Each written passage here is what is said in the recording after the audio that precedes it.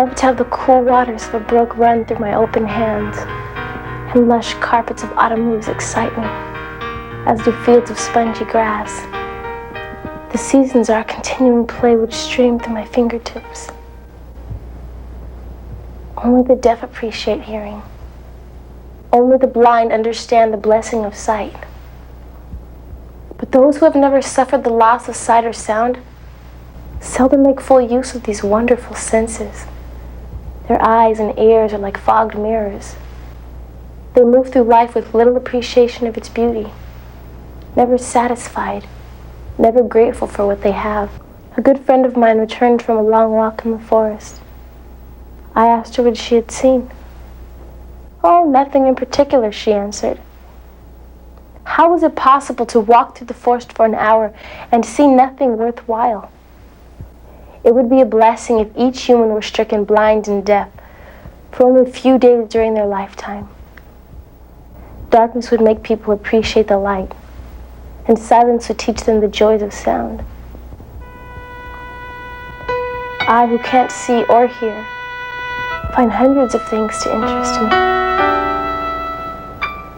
I feel the delicate symmetry of a leaf. I pass my hands lovingly over the smooth skin of a birch tree or the rough, shaggy bark of a pine.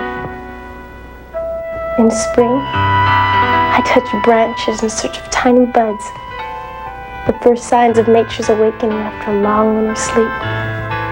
At times, my heart cries out. I want to see all these things. If I can get so much pleasure from touch, how much more beauty there must be from sight.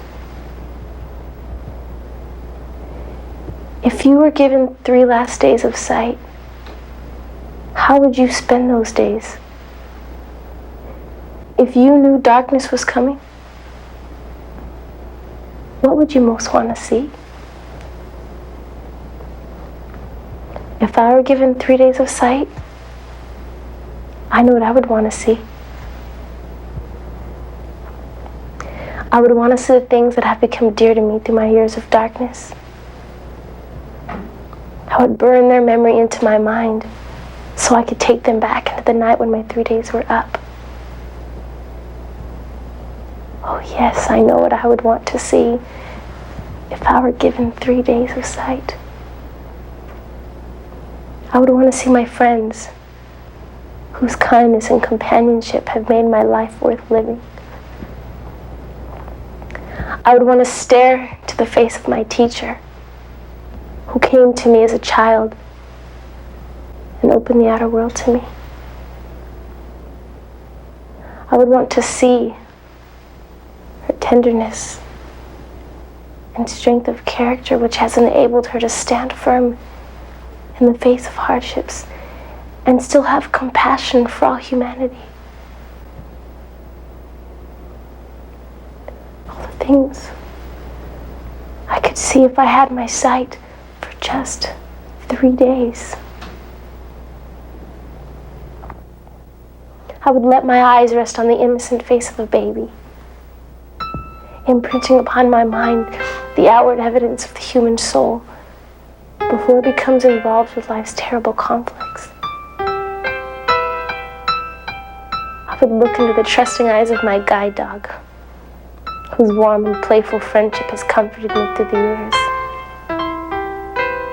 I would view all the simple things in my home, the warm colors of the rugs, the pictures on the walls, the small things that turn a house into a home. My eyes would rest on books, for during the long night of my life, books have been like a shining lighthouse, revealing to me the deepest meaning of human thought and the complete potential of the human spirit.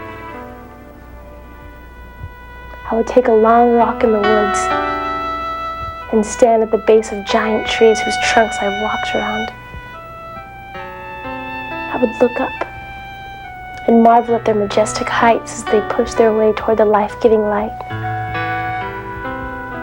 I would travel to a South Sea island and intoxicate my eyes with the beauties and colors of nature.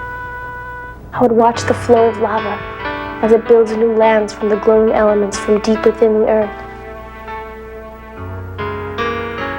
I would feast my eyes on the lush green canopy of ferns and flowers. I would stand on a wonderful beach and watch the waves make their way toward the virgin shores.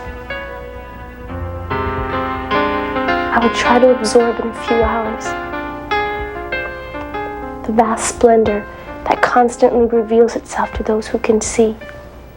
And on my way home, I would pray for the glory of a fantastic, colorful sunset. And so would pass my 3 days, each one more full than the one before.